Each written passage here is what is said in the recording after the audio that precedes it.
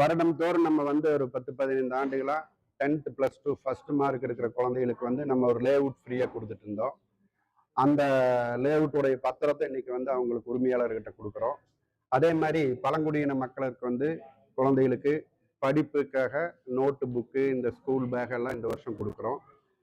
எங்க மூதாதையர்கள் வந்து இந்த சின்னாம்பதி, புதுப்பதி 2 இடம் வந்து பழங்குடியினருக்கு குடியிருப்புக்கு கொடுத்தாங்க. அந்த பகுதியில ராயன்கிற பழங்குடியினர் வந்து எங்க மூதாதையர் காலத்திலேருந்து எங்க குடும்பத்தில் ஒருத்தர் இருந்தாரு. அவரோட பையன் எங்க கிட்ட டிரைவரா இருந்தாரு. அவங்களுடைய பொண்ணுக்கு கல்யாணம். இப்போ அவங்களுக்கு அந்த கல்யாண உதவித்தொகை இன்னைக்கு கொடுக்குறோம் நம்ம. அதே மாதிரி ஏழை எளியோர், இந்த உடல்நலம் குன்றியவங்களுக்கெல்லாம் நிறைய லேஅவுட் கொடுத்துருக்குறோம். துப்புரவு தொழிலாளர்கள் கோயம்புத்தூர்ல ஒரு 25-30 பேருக்கு லேஅவுட் கொடுத்துருக்குறோம். அடுத்த வருஷம் அதே மாதிரி ஒரு +2 10th படிக்கிறவங்களுக்கு இதே மாதிரியான ஹையஸ்ட் மார்க் இருக்கிறவங்களுக்கு 2 லேஅவுட் கொடுக்க போறோம். அந்த விஷயத்தை நம்ம இப்போ நீங்க டிக்ளேர் பண்ணீங்கன்னா நம்ம யாரு குறிப்பிட்ட சமுதாயம் இல்லை, யாரு ஹையா வர்றாங்களோ அவங்களுக்கு நம்ம கொடுக்க போறோங்க. அதே மாதிரி நிறைய உடல்நிலை சரியில்லாதவங்க, இந்த ஹார்ட் ஆப்ரேஷன் பண்ணவங்க, அனாதை குழந்தைகளுக்கும் நம்ம லேஅவுட் ஃப்ரீயா கொடுத்துருக்குறோம். அவங்க எல்லாமே வந்து இப்போ நம்ம லேஅவுட்ல வீடு கட்டி இருக்கிறாங்க. லாஸ்ட் இயர் வந்து நான் கௌரவ மடாலயத்தில் ஒரு ரொம்ப ஏழ்மையான, இது சாமி சொன்னாரு இந்த குழந்தை ரொம்ப ஏழ்மையா இருக்காங்கன்னு, அவங்க அதிக மதிப்பெண் எடுத்ததுக்கு ஒரு வீடு கொடுத்துருக்குறோம். நாங்கள் நிறைய திருக்கோயில்களில் அன்னதானம் பண்ணிட்டு இருக்கிறோம். இந்த இது இன்னைக்கு இங்கே ஏன் வச்சோம்னு சொன்னோம்னா, கோயம்புத்தூர் பகுதியில் இருக்கிறவங்களுக்கு ஒரு இயற்கையான சூழல்ல இந்த மாதிரி ஒரு இடம் இருக்குதுங்கிறது தெரியணும். அவங்க எல்லாரும் வந்து இயற்கையோட என்ஜாய் பண்ணணும். தேங்க்யூங்க எல்லாரும். கல்வி ஒரு 75 பேருக்கு நம்ம வந்து லேஅவுட்டே கொடுத்துருக்கோங்க. ஒர்த்து வந்துங்க அதான் 1.25 லட்சம் இப்போ நம்ம கொடுக்க 3 சென்ட் அரௌண்ட் ஒரு 5 lakhs இருக்குங்க. அதுல என்னன்னாங்க, நான் அந்த ரெஜிஸ்ட்ரேஷன் ஃபீ மட்டும் அவங்கள ஏத்துக்க சொல்லுவேன். அவங்களுக்கு கொஞ்சம் சிரமம் தான். என்ன காரணம்னா அப்பதான் அதோட ஒர்த் என்னன்னு தெரியும். ஒரு 20,000 25,000 ரூபா வரும். அது அவங்கள எடுக்க அவங்கள தான் நம்ம இது பண்ண சொல்றோங்க. நம்ம நான் விவசாயிங்க முதல்ல, ஆதி காலத்துல இருந்து விவசாயி. 30 வருஷமா ரியல் எஸ்டேட் பண்றோம். அப்போ நம்ம பேசிட்டு இருக்கிறப்போ என்னுடைய நண்பர்கள்லாம் நிறைய பேர் வந்து வீடு இல்லாமல் இருக்கிறாங்க, உங்களால முடிஞ்சது இது பண்ணலாம்லன்னு சொன்னாங்க. அப்ப நாங்க வந்து ஃபர்ஸ்ட் என்ன பண்ணோம்னா ஒரு 5-10 லேஅவுட் சும்மா இருக்கும் இல்லைங்களா, விற்காதது இருக்கும். அப்ப அந்த ஊர் ஏழைகளுக்கு கொடுத்தோம். அப்புறம் படிக்கிற குழந்தைகளுக்கு கொடுத்தோம். அப்புறம் இயலாமை இருக்கிறவங்க வந்து விடோ அந்த மாதிரி இருக்கிறவங்க சரியான உண்மையான தகவலா இருந்ததுன்னா அதை வெரிஃபை பண்ணிட்டு அவங்களுக்கு கொடுத்தாங்க. இல்ல அதெல்லாம் நாங்க அந்த இதே பெரிய வேலை இல்லைங்களா. அரௌண்ட் பாத்தீங்கன்னா 200-225 லேஅவுட் இது வரைக்கும் கொடுத்துருக்கோம்.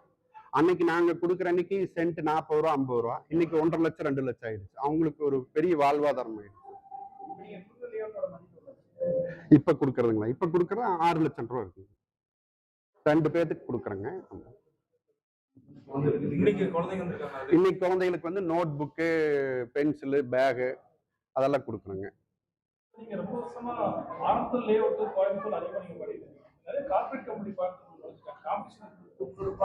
இல்ல எப்பவுமே ஒரு காம்படிஷன் இருந்தா தான் நல்லா இருக்கும். ஆனா நீங்க கேட்கறது என்னன்னு கேட்டீங்கன்னா, அப்ப அன்னைக்கு வந்து நம்ம ஒரு 50 ஏக்கர் 100 ஏக்கர் நம்ம தான் போட்டு பண்ணிட்டு இருந்தோம். இன்னைக்கு நிறைய கார்பரேட் கம்பெனி வந்துருச்சு, இன்வெஸ்ட்மெண்ட் நிறைய வந்துருச்சு.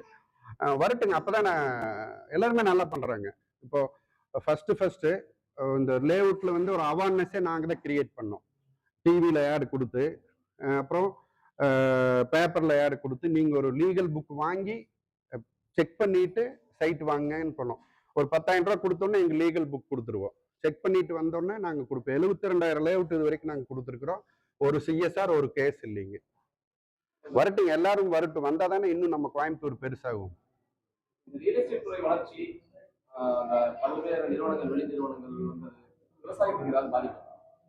விவசாயத்துக்கு உங்களுக்கு ஆயிரக்கணக்கான ஏக்கர் நிறைய இருக்குங்க. நீங்க கோயம்புத்தூர் ஃபிளைட் ஏறி பாத்தீங்கன்னா முழுக்காடு தான் நிறைய இருக்குது. விவசாயம் பாதிக்குதுன்னு சொல்ல முடியாதுங்க.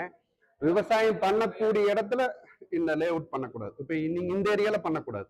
இது நல்ல வளமான பூமி, உங்களுக்கு 8-9 மாசம் மழை பெய்யும். இப்ப நீங்க நவக்கரையிலிருந்து இந்த பக்கம் பாத்தீங்கன்னா பெரிய அளவுக்கு லேஅவுட் இல்லை. இப்ப நீங்க அதே கோயம்புத்தூர்ல இருந்து அந்த பக்கம் போயிட்டீங்கன்னா அங்க மழை இல்லை. அந்த இடத்த வச்சு என்ன பண்ண போறோம்? சிட்டியாவது டெவலப் ஆனா அந்த இடத்துல கொஞ்சம் பொருளாதாரம் கொஞ்சம் உயரும் இல்லைங்களா. இப்ப எல்லாத்தோடைய விருப்பமே பாத்தீங்கன்னா நம்ம கோயம்புத்தூரை நோக்கித்தான் படையெடுக்கிறாங்க. என்ன காரணம்னா இங்க இருக்கிற மக்களுடைய இயல்பான வாழ்க்கை, தட்பவெப்பனால இது தண்ணி இதுக்கெல்லாம் விரும்புறாங்க. ஸோ நம்ம கவர்மெண்ட் மட்டும் கொஞ்சம் இன்ஃப்ராஸ்ட்ரக்சர்ஸ் அதிகம் பண்ணாங்கன்னா இன்னும் நம்ம கோயம்புத்தூர் வந்து டெவலப் ஆகுங்கிறது என்னுடைய கான்செப்ட். இல்ல இஷ்யூங்கிறது வந்துங்க இப்ப டிடிபிஏல நம்ம அந்த லீகலி பேப்பர் அந்த இடம் கரெக்டா இருந்ததுன்னா அது இஷ்யூனே சொல்ல முடியாது.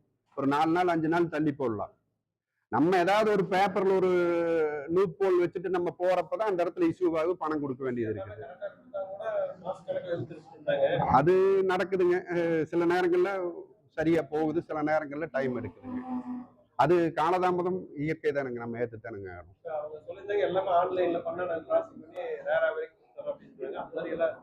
நடக்குதுங்க. இப்ப கொஞ்சம் பரவாயில்லைங்க, கொஞ்சம் ரெஜிஸ்ட்ரேஷன் எல்லாம் முந்தி இருந்ததுக்கு கொஞ்சம் காலதாமதம் ஏற்பட்டாலும் கூட கொஞ்சம் சரியா இருக்குதாங்கிற ஒரு இது இருக்குதுங்க.